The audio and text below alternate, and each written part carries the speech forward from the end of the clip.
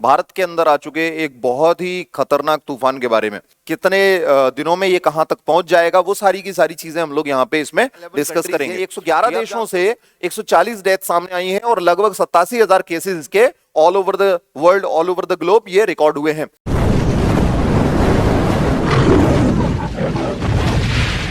Hello friends, welcome to cadets point defence academy. मेरा नाम है पुष्पेंद्र और मैं बहुत बहुत स्वागत करता हूं हमारे सभी फ्रेंड्स का। दोस्तों, इस सेशन के अंदर हम लोग बात करने वाले हैं भारत के अंदर आ चुके एक बहुत ही खतरनाक तूफान के बारे में। दोस्तों, दो तीन चीजें यहाँ पे हम लोग डिस्कस करेंगे इससे रिलेटेड। और जिन लोगों ने, एक बार मैं फिर से याद दिलाना चाहूंगा, G20 का वीडियो जिन लोगों ने नहीं देखा है वो लोग G20 का वीडियो देख लें, क्योंकि G20 के सेशन से कई सारे क्वेश्चंस आपके आते हैं। इसके अलावा जो अटैक हुआ था पंजाब में अमृतसर पे, उसके बारे में भी हम लोगों ने कवर किया हुआ है, वो भी आई बटन में और डिस्क्रिप्शन में आपको मिल जाएगा। इसके साथ साथ जितने भी आपके फ्रेंड्स हैं या फिर जो भी स्टूडेंट्स तैयारी कर रहे हैं वो टेलीग्राम चैनल के टेलीग्राम को ज्वाइन कर सकते हैं और टेलीग्राम से जाके इसकी पीडीएफ को डाउनलोड कर सकते हैं। तो दोस्तों, ये देख सकते हैं आप किस तरीके से तूफान है, क्या रूट है उसका। ये हमारा जो मैप है, ये बे ऑफ बंगाल का मैप है, ये पूरा का पूरा। यहां से नॉर्थ से साउथ की तरफ और साउथ से नॉर्थ की तरफ जो रीजन रहता है, कहीं पे भी साइक्लोन जा सकता है। अब यहां हम देखेंगे कितनी इसकी विंड स्पीड रही है, किस तरफ ये गया है, कब ये बना, कितने दिनों में ये कहां तक पहुंच जाएगा, वो सारी की सारी चीजें हम लोग यहाँ पे इसमें डिस्कस करेंगे। तो ये आप जानते हो कि इंडिया का मैप है ये, इसमें ये हिस्सा है बे ऑफ बंगाल का और ये हिस्सा है दोस्तों दादरा नगर हवेली का, अरेबियन सी का, दादरा नगर हवेली का उस साइड में। और इस साइड में आप देखेंगे तो पौंडीचेरी या फिर आपका जो अंडमान निकोबार का एरिया है, और ये बे ऑफ बंगाल का रीजन है, जिसमें कि ये आप जो पोर्शन देख पा रहे हैं सुंदरबन डेल्टा का ये पोर्शन है। इतना सुंदरबन डेल्टा के पोर्शन के आसपास का जो एरिया है, यहां से लेकर के अंडमान निकोबार तक के एरिया को, यानी कि इस पूरे के पूरे रीजन को ये इफेक्ट करने वाला है। तो यहाँ पे आप देखेंगे नाम और बाकी सारी चीजें इसके बारे में हम लोगों ने यहाँ पे दी हैं। देखेंगे तो सीवियर साइक्लोनिक स्टॉर्म इसको बोला गया है। इंडियन मेट्रोलॉजिकल डिपार्टमेंट की तरफ से भारतीय मौसम विभाग ने जो अंदाजा लगाया है वो ये है कि इसका जो प्रोनाउंसिएशन होगा वो मोखा या मोचा इसको कहा जा सकता है। Over south east adjoining central bay of Bengal moved northwards with a speed of 9 kilometre per hour. यानी कि जो इनिशियली ये स्टार्ट हुआ था, यहां से इनिशियली स्टार्ट हुआ और ऊपर की तरफ जाना इसने शुरू किया और इनिशियली 9 किलोमीटर पर आवर की स्पीड इसने ली। Intensified into a very severe cyclonic storm today, यानी कि ये 12 मई के आसपास बहुत ही खतरनाक तूफान का इसने रूप ले लिया।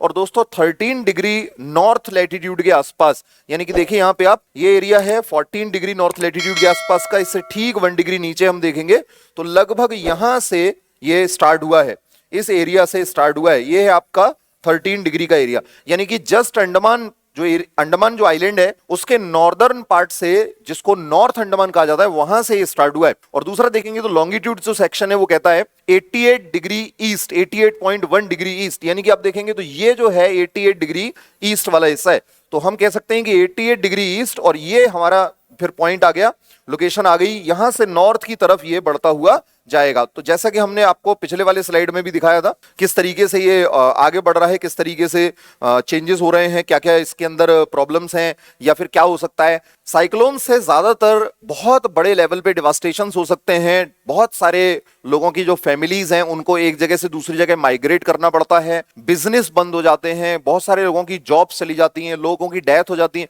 तो ये सारा का सारा इकोनॉमिक सिस्टम को भी इफेक्ट करेगा। दूसरा आप देख सकते हैं यहाँ पे लिखा हुआ है north west about 520 kilometre west north west of port Blair. Andaman Nicobar का जो कैपिटल है वहां से लगभग 520 approximately 520 kilometre west north west के तरफ, यानी वेस्ट में हम देखेंगे तो ये, और नॉर्थ वेस्ट की तरफ देखेंगे तो इसका मतलब ये हुआ कि अंडमान निकोबार की कैपिटल यहाँ नीचे है। अब यहां से आप देखोगे तो वेस्ट में और नॉर्थ वेस्ट में किस तरीके से आप जाएंगे, तो इस सेक्शन से इधर आपको आना है, तो ये इसका क्या हो जाएगा दोस्तों, सेंटर हो जाएगा। यानी कि म्यांमार के आसपास के रीजन्स को भी प्रभावित करने वाला है दोस्तों ये, और बाकी रीजन्स को भी ये प्रभावित करने वाला है। तो कई सारी चीजें ऐसी हैं जिनके बारे में आपको पढ़ना पड़ता है कई बार। नेक्स्ट स्लाइड देखते हैं दोस्तों, पूरा रीजन कितना इससे प्रभावित हो रहा है, कितनी इंटेंसिटी है इसकी। और यहाँ पे आप देख सकते हो कि ये इस साइड में म्यांमार है, ये बांग्लादेश है, इस साइड नॉर्थ ईस्ट है हमारा, और ये इंडिया का मैप है, और ये श्रीलंका है। तो ये एरिया है जो इससे प्रभावित होगा। अब डिपेंड करता है कि आगे जाकर के ये किसी और फर्दर दूसरे एरिया के अंदर भी एंट्री कर सकता है। तो यहां पे आप देखेंगे it is very likely to move north eastwards, यानी कि आगे जाकर के ये नॉर्थ और नॉर्थ ईस्ट यानी किसके तरफ, म्यांमार के तरफ जा सकता है।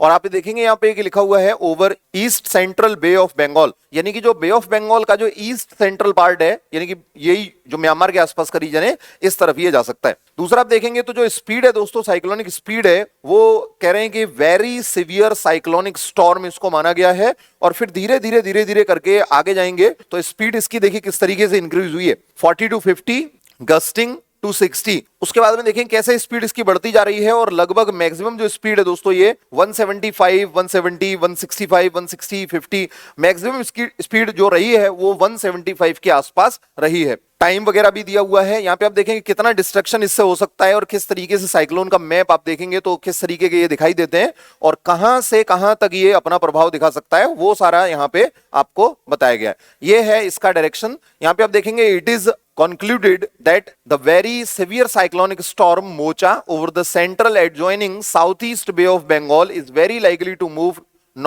North eastwards.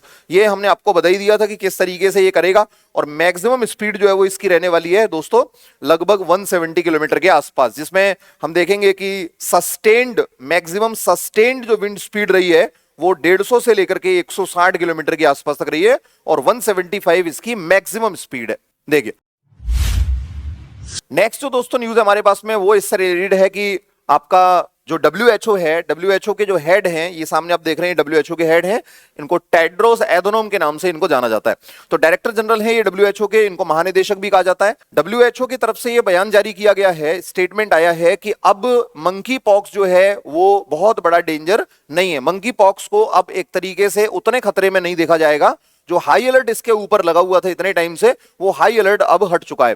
तो यहाँ पे आप देख सकते हैं कि मंकी पॉक्स जो है वो कितना खतरनाक होता है, इन इमेजेस के माध्यम से आप देख सकते हो। अच्छा, बहुत सारी ऐसी कम्युनिटीज हैं जो बेबून्स को दोस्तों खा जाती हैं, जैसे कि हादसा कम्युनिटी है अफ्रीका के अंदर, ये लोग बेबून्स को खा जाते हैं। वहां बेबून्स का ब्रेन भी खा जाते हैं, वहां पे सारे मतलब बेबून्स के आपको ऐसे डॉग्स भी हैं वहां जिनको बेबून्स ने जिनके ऊपर अटैक करा तो किसी का पैर नहीं है, किसी का हाथ नहीं है, और उसके बावजूद भी डॉग्स जो है वो लगातार जब ये हादसा कम्युनिटी शिकार करने के लिए जाती है तो जो इंजर्ड और वुंडेड जो डॉग्स हैं, या एक तरीके से कह सकते हैं कि जिनके किसी का हाथ या किसी का पैर मतलब अगले पैर या पिछले पैर में से भी कोई एक पैर भी गायब है, किसी की टेल ही नहीं है, तो ये ऐसे भी उसके बावजूद भी डॉग्स जो है वो इनका शिकार करते हैं। और ये बेबून्स हंटिंग करने वाला हादसा एक बहुत बड़ा अफ्रीका का ग्रुप है। तो यहाँ पे आप देख सकते हो कि किस तरीके से मंकी पॉक्स डिजीज जो है वो बस्ट हो गई थी अफ्रीका के अंदर, लेकिन अब इस चीज को बोला जा रहा है कि कोई it is no longer a problem in the world. यहां पे आप देख सकते हो किस तरीके से कितना डेंजरस है, इस फोटो से ही आप अंदाजा लगा सकते हो कि कितना खतरनाक लग रहा है।